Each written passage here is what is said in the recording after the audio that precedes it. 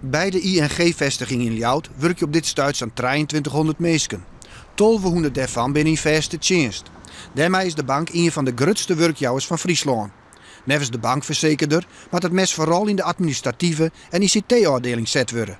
De reorganisatie zou nodig wezen omdat er heel iets minder bankproducten zoals hypotheken verkocht worden. Nee, je moet maar op rekenen, dit is een soort met supermarktoorlog. Dat hebben we in de supermarkt niks, joh. Want wat juist is dat banken gewoon op prijs concurreren gaan.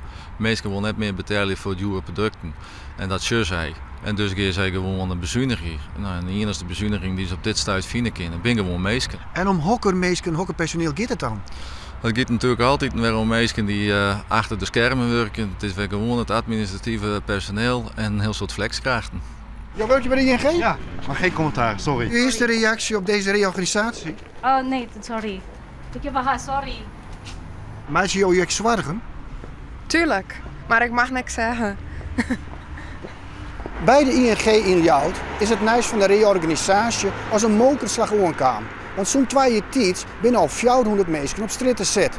De medewerkers willen net voor de camera reageren. Benauwd dat haar reactie broekt worden in een ontslagprocedure.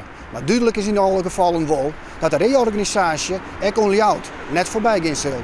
Ja, dat budget met name verwacht ik bij de flexkrachten. Dat zijn de mensen die de callcenter bemannen. Dat daar het nodige ingrepen vindt. En ja, en hoe de hele linie eigenlijk binnen Lauwert. Dus ik had er toch wel rekening mee dat ik wel rond het 10% on personeelsreductie plakvinden zal. Dus 120 mensen die in alle gevallen op stritten? Nou ja, dat moet nog blikken, maar ik had er wel ernstig rekening mee. Ja.